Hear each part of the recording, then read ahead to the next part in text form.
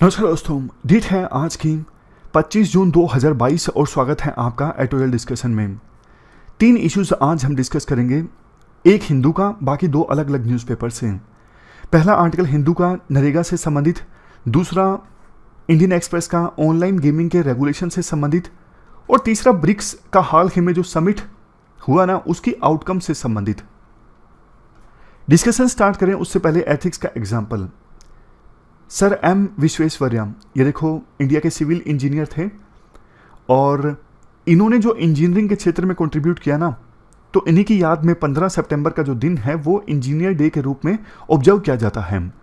इनको देखो, अपनी ऑनेस्टी, इंटीग्रिटी और जॉब के प्रति डेडिकेशन के लिए भी याद किया जाता है। जैसे एग्जाम्पल के तौर पर, इवन जब तक उन्होंने अंतिम सांस ली, उन्होंने अपनी पर्सनल और प्रोफेशनल लाइफ में स्ट्रिक्ट सेपरेशन इस्टेब्लिश करके रखा। जैसे देखो, 2 मोमबत्ती अपने साथ में वो रखते थे। जब ऑफिस के काम में लगते तो ऑफिस की मोमबत्ती का इस्तेमाल करते, और प्राइवेट काम में लगते तो प्राइवेट मोमबत्ती का इस्तेमाल करते। उन्होंने कभी अपने ऑफिस में फ्रेंड्स और रिलेटिव्स को नहीं आने दिया। फेवर्स की तो दूर की बात है, मतलब ऑफिस में भी नहीं आने दिया कि नहीं, आप लोग ऑफिस में अलाउड नहीं हो। इसके अलावा चोरी छुपे उन्होंने अपनी अर्निंग्स का एक बड़ा हिस्सा गरीब लोगों की एजुकेशन के लिए एलोकेट किया, लेकिन कभी पब्लिक में उसे बताया नहीं। बाद में हालांकि ये डिस्क्लोज हुआ था। तो उन्होंने जो सर्विस की, सेल्फलेस सर्विस की। इवन जब अपना वो इस्तीफा देने गए ना, तो गए गवर्नमेंट व्हीकल में थे, लेकिन वापस प्राइवेट व्हीकल से आए। तो ये कुछ अच्छे एग्जाम्पल्स हैं प्रोबिटी के, जो आप इस्तेमाल कर सकते हो सिविल सर्वेंट्स से संबंधित। जब आपको एग्जाम्पल्स देने होते हैं ना, तब आप ये एग्जाम्पल्स दे सकते हो। जैसे ये सबसे अच्छा एग्जाम्पल है, इस्तीफा देने गए तो गए गवर्नमेंट व्हीकल में, लेकिन चूंकि इस्तीफा दे दिया था तो उसके बाद फिर पर्सनल व्हीकल से वापस आए। अब चलिए डिस्कशन स्टार्ट करते हैं। फर्स्ट इंपॉर्टेंट आर्टिकल नरेगा से संबंधित है। आप जीएस पेपर सेकंड के इस टॉपिक से आर्टिकल को रिलेट कर सकते हो। क्या कंटेक्स्ट है? देखो, मई 2021 में मिनिस्ट्री ऑफ रूरल डेवलपमेंट के द्वारा एक एप्लीकेशन लॉन्च की गई, नेशनल मोबाइल मॉनिटरिंग सॉफ्टवेयर।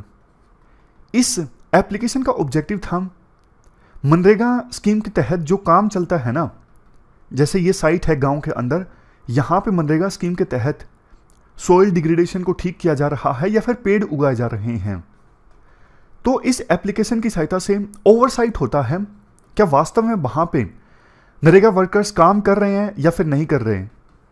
मकसद इस एप्लीकेशन को लॉन्च करने का यह भी है, ट्रांसपेरेंसी को इंप्रूव किया जा सके कि यहां पे काम चल रहा है, इतने वर्कर काम कर रहे हैं, प्रॉपर अटेंडेंस लगती है इस एप्लीकेशन की सहायता से। नरेगा स्कीम में ना नरेगा मेट्स होते हैं। नरेगा मेट्स देखो, लोकल वुमेन होती हैं पंचायत लेवल पे, जिनको सिलेक्ट किया जाता है, उनको ट्रेनिंग दी जाती है ताकि वो नरेगा वर्क साइट्स को मॉनिटर कर सकें। तो इन नरेगा मेट्स को काम दिया गया है कि आपको इस एप्लीकेशन का इस्तेमाल करके हर एक वर्कर की ना अटेंडेंस लेनी है, उनकी फोटो लेनी है, दिन में 2 बार। फॉर एग्जांपल, एक बार 12 बजे से पहले और एक बार 12 बजे के बाद। इसका फायदा यह होगा, गोस्ट वर्कर्स की समस्या दूर हो जाएगी। जैसे लोकल लेवल पे फॉर एग्जांपल सरपंच क्या करते हैं, धांधलेबाजी करते हैं, दिखा दिया सरकार को कि 20 वर्कर्स ने काम किया, लेकिन काम किया था असल में 2-3 वर्कर्स ने, लेकिन 17 वर्कर्स के वेजेस जो हैं वो सरपंच ने खा लिए, सरपंच या फिर जो भी रेलेवेंट पर्सन्स हैं। तो इस चीज को रोकेगी ये एप्लीकेशन। बाकायदा फोटो खींची जाएगी, नरेगा मेट्स के द्वारा अटेंडेंस ली जाएगी दिन में 2 बार। इससे करप्शन रुकेगा। लेकिन देखो, राइटर की ना काफी सारी शिकायतें हैं इस एप्लीकेशन से। राइटर कहते हैं, देखो, अभी तक नरेगा स्कीम के अंतर्गत प्रोविजन ये है, एक दिन में फॉर एग्जांपल 8 घंटे काम करना है। तो कोई जरूरी नहीं कि 9 से 5 के बीच में काम करना है, 8 घंटे वो आप कभी भी काम कर दो पूरे दिन में। तो बहुत सारी वुमेन वर्कर्स क्या करती थी, जैसे दिन के 10 बजे से पहले काम खत्म कर दिया, सुबह जल्दी लगे 5 बजे 4 बजे, और 10 बजे से पहले पहले काम खत्म कर दिया, उसके बाद 10 बजे के बाद दूसरा काम स्टार्ट कर दिया कोई। जैसे एग्जाम्पल दिया जाता है एक प्रिया देवी का, ये 9 बजे तक अपना नरेगा का काम खत्म कर देती थी। उसके बाद अपने किचन गार्डन में जो सब्जियां उगाती थी उसको वो एक लोकल मार्केट में बेच के आती थी। लेकिन इस एप्लीकेशन के आने के बाद अब इनको ना दिन में 2 बार अटेंडेंस देनी पड़ती है, एक बार 12 बजे से पहले, एक बार 12 बजे के बाद। लेकिन ये तो अपना काम कंप्लीट कर देती हैं सुबह 9 बजे। तो इनको ना स्पेशल आना पड़ता है अपनी अटेंडेंस मार्क करने के लिए। बहुत बार ऐसा भी होता है कि वो जा नहीं पाती फिर सब्जियां बेचने के लिए मार्केट में, या फिर कई बार ये अपनी बेटी को भेजती हैं तो बेटी को स्कूल से छुट्टी करनी पड़ती है। मतलब अनेकों ऐसे इश्यूज अब वर्कर्स फेस करने लगे हैं। बहुत बार देखो नेटवर्क की दिक्कत आ जाती है। जैसे जो नरेगा मेट है वो तो अटेंडेंस लेना चाहती हैं, लेकिन नेटवर्क की दिक्कत की वजह से मोबाइल में अटेंडेंस मार्क नहीं हो पाई। तो इसका नुकसान क्या होगा? नुकसान ये होगा वर्कर्स ने काम किया लेकिन अटेंडेंस लगी नहीं पाई। ऐसी भी दिक्कतें आने लगी हैं। एक दिक्कत ये भी है, नरेगा मेट्स जिनको ट्रेन किया जाता है ना नरेगा की वर्क साइट को मॉनिटर करने के लिए, क्या वास्तव में काम चल रहा है। अब बहुत बार ना इनके पास फोन भी नहीं होता, लेकिन सरकार ने यह मैंडेटरी कर दिया कि नरेगा मेट्स के पास तो फोन होना जरूरी है। तो इसका नुकसान ये हो रहा है कि बहुत बार महिलाओं के पास लोकल लेवल पे फोन होता नहीं, कोई ऐसी महिला मिलती नहीं, तो फिर मैन को नरेगा मेट बना दिया जाता है क्योंकि उनके पास स्मार्टफोन होता है। नेक्स्ट, इस एप्लीकेशन का नुकसान ये है, बहुत सी नरेगा मेट्स जिनके पास मोबाइल फोन है उनका कहना है हमें प्रॉपर ट्रेनिंग नहीं दी गई कैसे अटेंडेंस लेनी है, तो इस वजह से हम अटेंडेंस ले नहीं पाते। वर्कर्स ने काम कर दिया, अटेंडेंस ली नहीं नरेगा मेट ने, इस वजह से वर्कर्स के जो वेजेस हैं वो रुक गए। वैसे सरकार ने पिछले साल ना पायलट बेसिस पे ये प्रोजेक्ट लॉन्च किया था। अब पता लग गया कि इंप्लीमेंटेशन में एरर्स हैं। बावजूद इसके सरकार ने कोई डॉक्यूमेंट रिलीज नहीं किया कि हाँ हमें एहसास हुआ कि ये एरर्स हैं, दिखते हैं, हम इनको ठीक करेंगे। आरटीआई भी लगाई गई लेकिन सरकार ने कुछ नहीं माना। लेकिन एरर्स के बावजूद 13 मई 2022 को सरकार ने बोल दिया कि वो साइट्स जहां पे 20 से ज्यादा नरेगा वर्कर काम कर रहे हैं वहां पे इस एप्लीकेशन का यूज मैंडेटरी है। तो अब पायलट प्रोजेक्ट में जो एरर्स आई थी वही प्रोजेक्ट अब पूरे इंडिया में आएंगी। इसके बाद राइटर बोलते हैं देखो ये एप्लीकेशन तो आई थी नरेगा के काम में ट्रांसपेरेंसी को इंप्रूव करने के लिए, और ट्रांसपेरेंसी होगी तो लोकल जो सिटीजन्स हैं वो भी आसानी से मॉनिटर कर सकेंगे कि क्या काम चल रहा है, क्योंकि सारी डिटेल्स पब्लिक में डाल दी जाती हैं। लेकिन हो उल्टा रहा है। हो उल्टा क्यों रहा है? क्योंकि नेटवर्क की प्रॉब्लम है, मोबाइल की प्रॉब्लम है, कुछ तो दिक्कत कई बार आ जाती है। तो पहले जो फिजिकल अटेंडेंस ली जाती थी ना वो भी नहीं ली जा रही। तो कई जगह तो ऐसा हो गया कि दोनों चीजें नहीं हो रही हैं, तो थोड़ी बहुत ट्रांसपेरेंसी थी वो भी चली गई है। इसके बाद राइटर बोलते हैं देखो करप्शन एक प्रॉब्लम है नरेगा की इंप्लीमेंटेशन में, इस बात से इनकार नहीं किया जा सकता। और ये जो कोशिश है सरकार की, कोशिश भी अच्छी है, बट इंप्लीमेंटेशन में दिक्कतें हैं। तो सरकार पहले ना उन दिक्कतों को एड्रेस करने की कोशिश करे, उसके बाद सरकार फिर ये स्कीम इंप्लीमेंट करें। अभी एक बेहतर सॉल्यूशन हो सकता है सोशल ऑडिटिंग। सोशल ऑडिटिंग में क्या होता है, जो स्टेक होल्डर्स हैं, जैसे मैं आपको एग्जांपल देता हूं, मिड डे मील स्कीम है। मिड डे मील स्कीम में बच्चों को खाना मिलता है, तो बच्चों के जो पेरेंट्स हैं ना वो मॉनिटर करें कैसे इस स्कीम की इंप्लीमेंटेशन हो रही है, कितना पैसा आया, कितना लगाया गया, कैसा खाना दिया जा रहा है। अगर उनको लगता है कि सही ढंग से इंप्लीमेंटेशन नहीं हो रही है तो वो क्वेश्चंस रेज करें, वो सरपंच को या फिर जो भी अथॉरिटीज हैं उनको शिकायत करें। तो सोशल ऑडिटिंग में ये होता है, वो सिटीजन्स जो स्टेक होल्डर्स होते हैं वो खुद ही स्कीम की इंप्लीमेंटेशन की मॉनिटरिंग करते हैं। तो यही चीज नरेगा में भी यूज की जा सकती है। लोकल सिटीजन्स को या फिर लोकल राइट होल्डर्स को ट्रेन किया जाए कि वो एडमिनिस्ट्रेशन को अकाउंटेबल बनाए इस स्कीम की इंप्लीमेंटेशन के लिए, चेक करे कि एडमिनिस्ट्रेशन ने कैसे स्कीम को इंप्लीमेंट किया है। इसके बाद राइटर बोलते हैं देखो किसी भी स्कीम को बनाने से पहले ना स्टेक होल्डर्स से कंसल्ट करना जरूरी होता है, लेकिन इस एप्लीकेशन को लॉन्च करते वक्त और मैंडेटरी बनाते वक्त नरेगा वर्कर्स, लोकल फंक्शनरीज, वो ऑफिशियल गवर्नमेंट के जो फील्ड में काम करते हैं, सरपंच, इन सब से कंसल्ट नहीं किया गया। कंसल्ट किया गया होता तो शायद बेहतर ढंग से इस एप्लीकेशन को लॉन्च किया जा सकता था या फिर आवश्यक बदलाव किए जा सकते थे। बट अब इस स्कीम की वजह से जो राइट टू वर्क है नरेगा एक्ट 2005 के अंतर्गत वो प्रभावित हो रहा है। तो ये पूरा आर्टिकल हमने डिस्कस किया नरेगा स्कीम की इंप्लीमेंटेशन से संबंधित। अब चलते हैं आगे। इंपॉर्टेंट आर्टिकल ऑनलाइन गेम्स के रेगुलेशन से संबंधित है। आप जीएस पेपर सेकंड के इस टॉपिक से आर्टिकल को रिलेट कर सकते हो। देखो, कोविड-19 की महामारी ने कई सारे एस्पेक्ट्स में ह्यूमन बींग्स की लाइफ्स को प्रभावित किया है। ओटीटी पर तो काफ़ी चर्चा हुई है, जैसे अमेजॉन, नेटफ्लिक्स, इन पर कितनी सारी मूवीज़ आने लगी हैं। पहले तो मूवीज़ सारी पीवीआर में, सिनेमा हॉल्स में रिलीज़ होती थी, लेकिन आजकल इस महामारी के समय में ज़्यादातर जो मूवीज़ हैं वो ओटीटी प्लेटफॉर्म्स पर रिलीज़ होती हैं। लेकिन देखो, ऑनलाइन गेमिंग ने किस प्रकार से ह्यूमन बींग्स की लाइफ को प्रभावित किया है, इस इशू पर ज़्यादा चर्चा नहीं हुई है। कोविड-19 से पहले और अब के समय को अगर कंपेयर करें तो ऑनलाइन गेमिंग जो है, लोगों ने ऑनलाइन गेमिंग पर 65% ज़्यादा टाइम बिताया है। अगर हम कंपेयर करें कोविड-19 के पहले के समय से अभी के समय को, 43 करोड़ जो लोग हैं हमारे देश में, वो वर्चुअल गेमिंग पर यानी ऑनलाइन गेम्स पर टाइम स्पेंड करते हैं। देखो, जितने भी ऑनलाइन गेम्स हैं ना, उनको आप 3 कैटेगरीज में डिवाइड कर सकते हो। सबसे पहली जो कैटेगरी है वो है ई स्पोर्ट्स की। जैसे देखो, क्रिकेट, फुटबॉल, ये फिजिकली खेले जाते हैं, लेकिन इनको वर्चुअली खेलना, पुराने समय में तो आप वीडियो गेम्स की शॉप्स में जाके, आप तो नहीं मतलब बच्चे जो हैं वीडियो गेम्स की शॉप्स में जाके गेम खेलते थे, लेकिन आजकल ये गेम्स आसानी से घरों में भी खेले जा सकते हैं। जैसे ऑनलाइन क्रिकेट खेलना, ऑनलाइन फुटबॉल खेलना, ये है ई स्पोर्ट्स। स्पोर्ट्स को आप वर्चुअली प्ले कर रहे हो।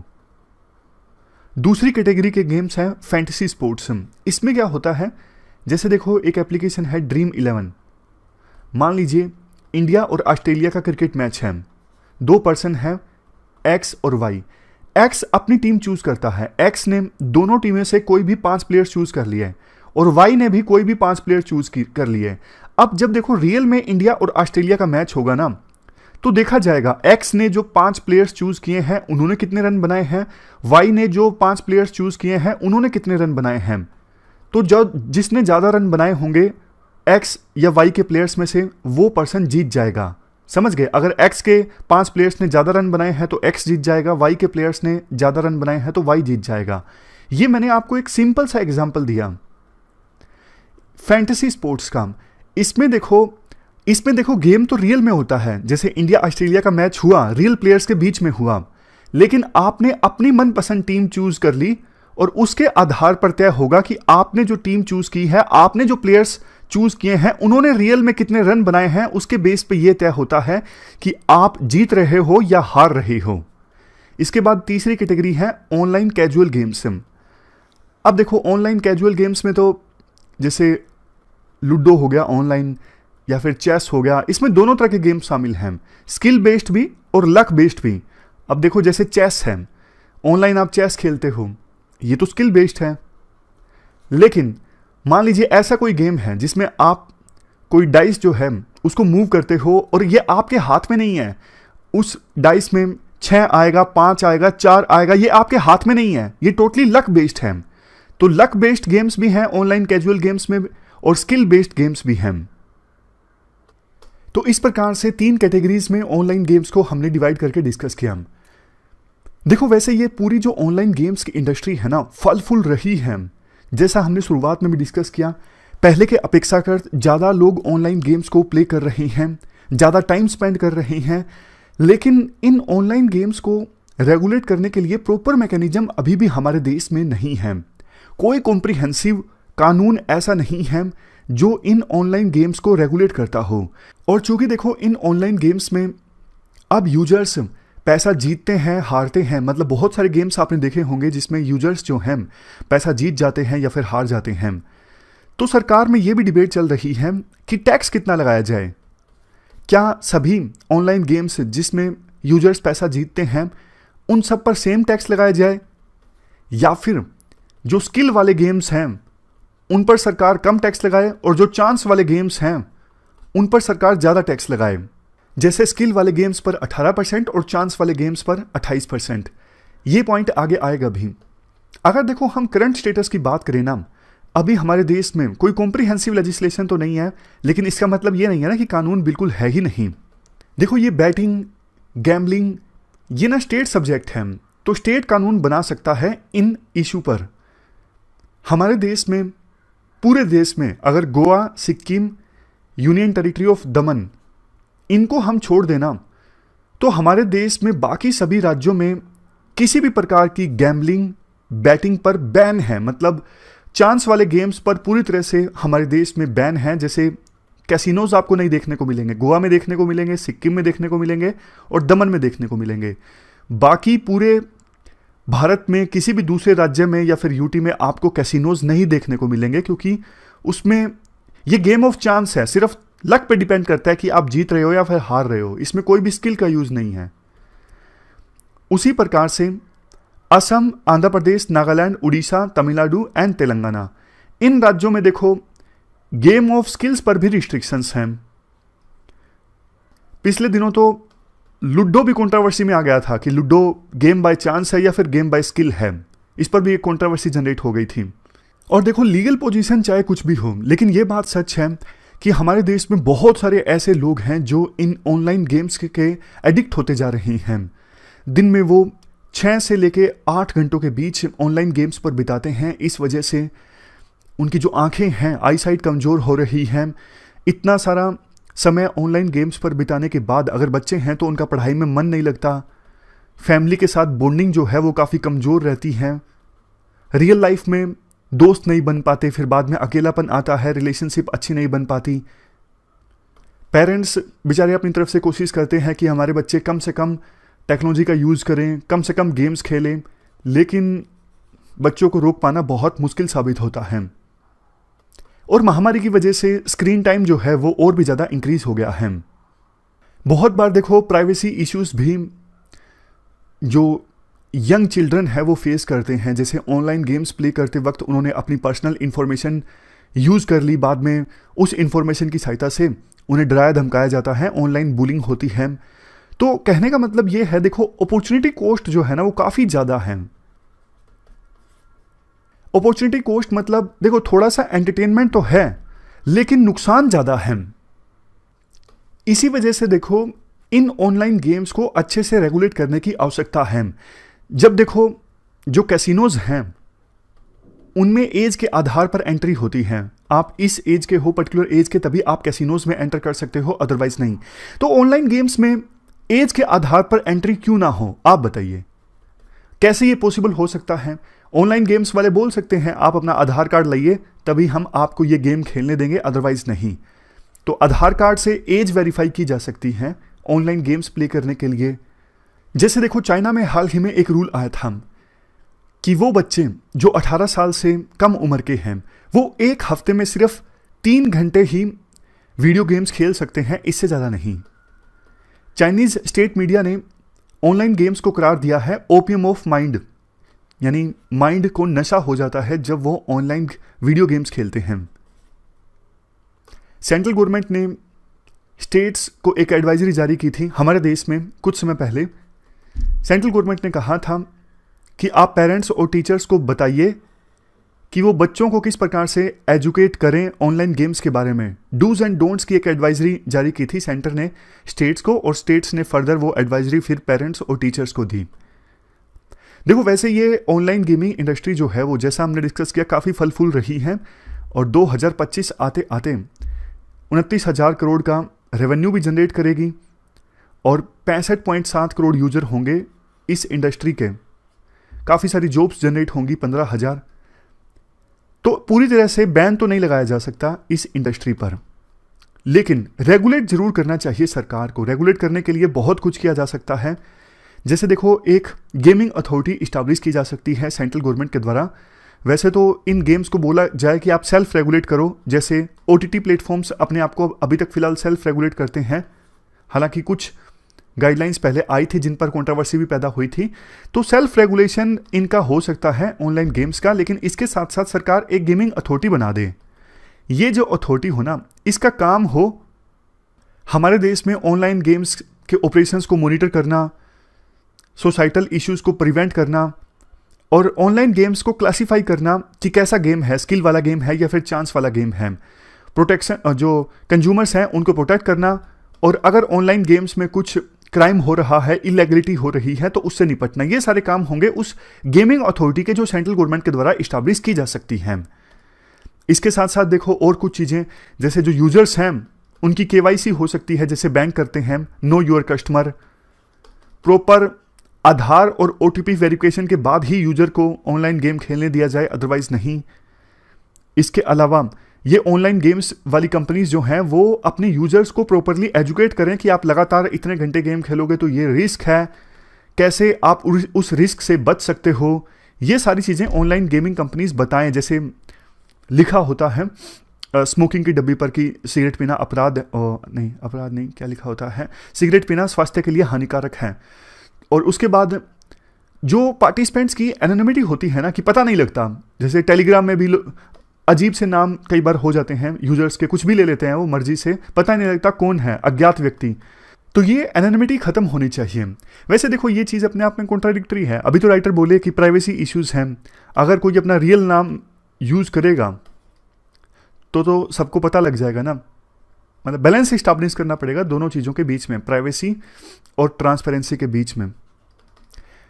एक प्रॉपर ग्रीवेंस हैंडलिंग मैकेनिज्म भी हर एक ऑनलाइन गेम का होना चाहिए, ताकि यूजर्स को जो भी शिकायत है वो अपनी शिकायत को दर्ज करवा सके। ये कुछ सजेशंस राइटर देते हैं अपनी तरफ से। तो ये तो देखो हमने पिछला जो आर्टिकल है वो रिवाइज किया। अब ये आज का आर्टिकल देखिए आप इंडियन एक्सप्रेस का। इसमें राइटर बोलते हैं देखो ऑनलाइन गेमिंग की जो इंडस्ट्री है ना बहुत तेजी से ग्रो कर रही है। एक तो हमारे देश में यंग डेमोग्राफी है, यूथ की संख्या ज़्यादा है, इंटरनेट पेनिट्रेशन काफ़ी तेजी से हुआ है और स्मार्टफोन्स भी आसानी से अब अवेलेबल होने लगे हैं। इस वजह से जो गेमिंग इंडस्ट्री है वो OTT, television, social media platforms, इन सबको भी पीछे छोड़ रही है ग्रोथ के मामले में। बट अब जैसे भी देखो कोई नई टेक्नोलॉजी आती है तो उसकी कुछ सोसाइटल रेमिफिकेशंस भी देखने को मिलती हैं, यानी सोसाइटी पर नेगेटिव इम्पैक्ट भी देखने को मिलता है। यही हुआ जैसे बहुत से राज्यों में ऐसी खबरें आईं, चाइल्ड्स ने माँ बाप के पैसे लगवा लिए, सुसाइडल की खबरें भी आईं, मर्डर की खबरें भी आईं। वो खबर आपको याद होगी, हमने देखा था कि बेटे ने पबजी खेलने के लिए माँ की हत्या की। हालांकि बाद में एक खबर आई थी कि वो झूठी है, वो पुलिस ने स्टोरी बनाई है और कोई रीजंस हैं इस वजह से बेटे ने माँ को मारा था, पता नहीं। देखो जो हमें दिखाया जाता है ना हम उस चीज़ पे विश्वास कर लेते हैं। मीडिया ने जो खबर छापी हमें लगता है वही सही है। इसके बाद ना राइटर एक इंपॉर्टेंट आर्ग्यूमेंट देते हैं। दो तरह के जो गेम होते हैं ना, एक गेम ऑफ स्किल, एक game of chance. Game of skill जैसे मैं आपको एग्जांपल देता हूं। अब मान लीजिए पॉलिटी का एक टेस्ट है जिसमें 10 क्वेश्चंस हैं, जो जितने ज़्यादा क्वेश्चन सोल्व करेगा कम से कम समय में उसे इनाम मिलेगा। ये गेम ऑफ स्किल है, आपकी मेहनत है, आपने एलिमिनेशन का इस्तेमाल किया, आपने पढ़ के उन क्वेश्चंस को सोल्व किया, जो भी है ये गेम ऑफ स्किल है। लेकिन एक होता है गेम ऑफ चांस। आप डाइस घुमाओगे, अगर नंबर 6 आया तो आपको पैसे मिलेंगे। इसमें कोई वो नहीं है, आपका बस नहीं चल रहा है, जो आएगा वो आएगा। डाइस में 6 भी आ सकता है, 3 भी आ सकता है, इसमें आपकी कोई स्किल नहीं है।